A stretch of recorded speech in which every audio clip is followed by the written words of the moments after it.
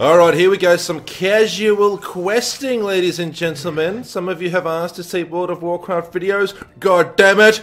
This is a free country. I am your creepy uncle. So World of Warcraft videos you shall have. And you can see that I am max level now. 120. I've reached the max level in the game. Things are getting a little bit calmer now. I just need to grind some dungeons so I can get into heroics, and then from heroics go into mythics. Mythics are all brand new to me. I've been away from the game for several years, missed the last 2 expansions, but I'll probably go back and play that content if I really get into it again. Right now I'm going to go through all the BFA, Battle For Azeroth content, get all the questing done, the reputation, the necessary rep grinds, and then start doing some raiding and some of these mythic dungeons. It's all new to me. The questing so far has been above average, but it's very repetitive. So you go from place to place doing similar missions for the townsfolk, and it's always like go over and kill these crabs that are destroying, you know, the ocean or whatever, and pick up the shells off the floor. Then you'll finish up in that area, go to a new area, and they'll tell you, okay, go and kill the bugs that are coming out of the floor. So you'll kill the bugs coming out of the floor, and you'll go into, you know, these underground chambers and stuff, and you might say, pick up the spears off the floor, or something like that. And then you pick up, you know, it's so repetitive is what I'm trying to say. Like you kill, you pick up, oh, got a quest there. You kill, you pick up, you move to another area and do the same sort of quests. There are some different quests, like it's not all just about picking up and killing.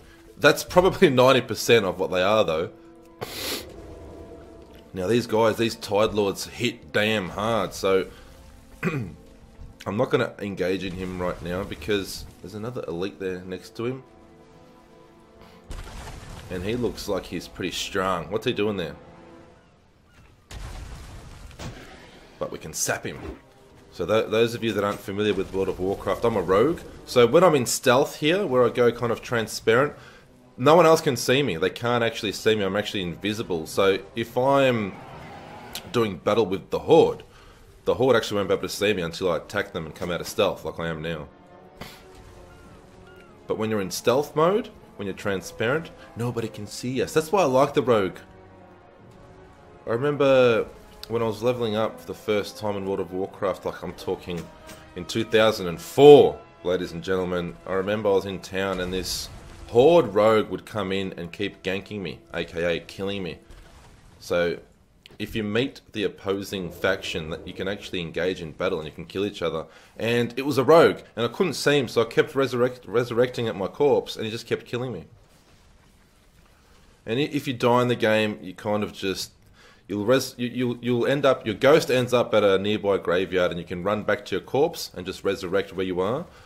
And you take some item damage, which you can just repair at the blacksmith, or you can resurrect at the graveyard. For those of you that have played WoW, World of Warcraft, you'll know what I'm talking about. For those of you that haven't, I'll explain a bit about the game as well. So your dear old uncle is friendly to all people.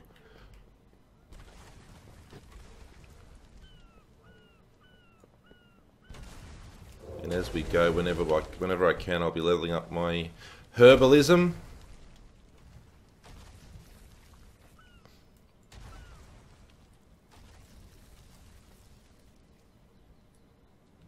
But all in all, I have really enjoyed the expansion. Oh, there's another herb there.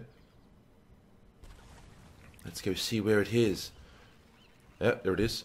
So, as you can see, I'm pretty keen on leveling up that my herbalism. Plant a balm as well. And not much else has changed in World of Warcraft.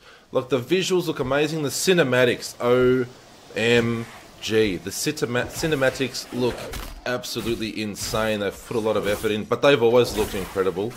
Even from 2004, I remember seeing the opening cinematic for World of Warcraft, the original game, vanilla, and I just thought, wow, this is for me. We can have a look at the cinematics sometime on my channel. I don't mind. If y'all want to see that sort of stuff, just let me know. As you can see, the rogue, pretty powerful class. My gear's getting better and better. And oh, cannon. And the better and better gear that you get, the better it looks. It's starting to look really cool now. Look at my shoulder pads made out of bone and stuff.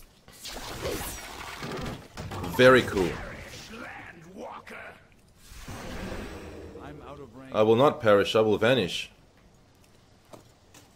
So the good thing about Rogue is if you aggro a lot of enemies around you and it looks like you may die, you can vanish. Well, we can only do it every 2 minutes now. I can't remember how long the cooldown was previously. I haven't played in a long time.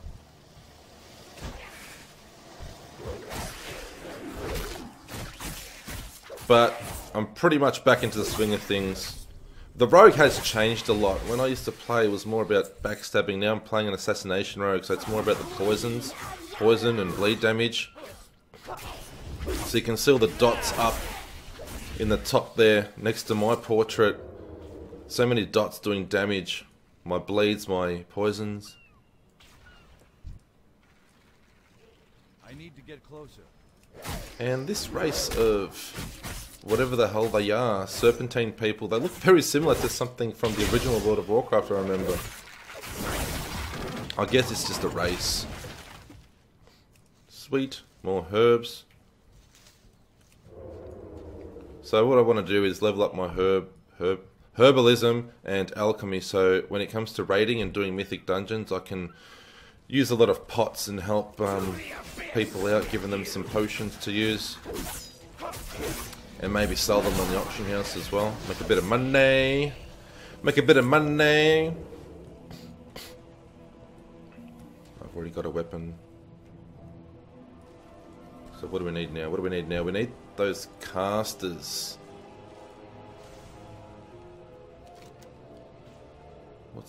Alright, we need a channeling rod. Alright, so I did see they don't all drop the channeling rod, it appears.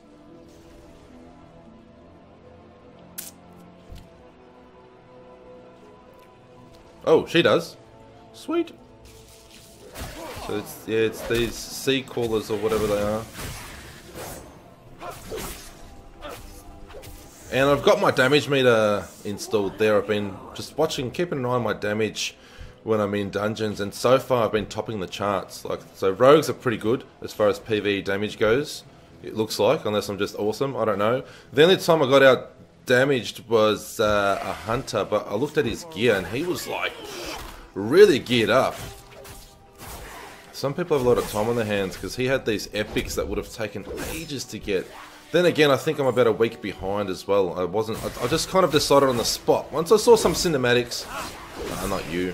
Once I saw some cinematics for BFA, Battle For Azeroth, the expansion, I just decided out of the blue, bang, I need it. I have to get it. I have to check it out. Even though I know that it drains my life. It takes up so much time. I get so addicted, so invested in this game. But it's been years, so let's do it for a little while. Let's catch up on content, baby.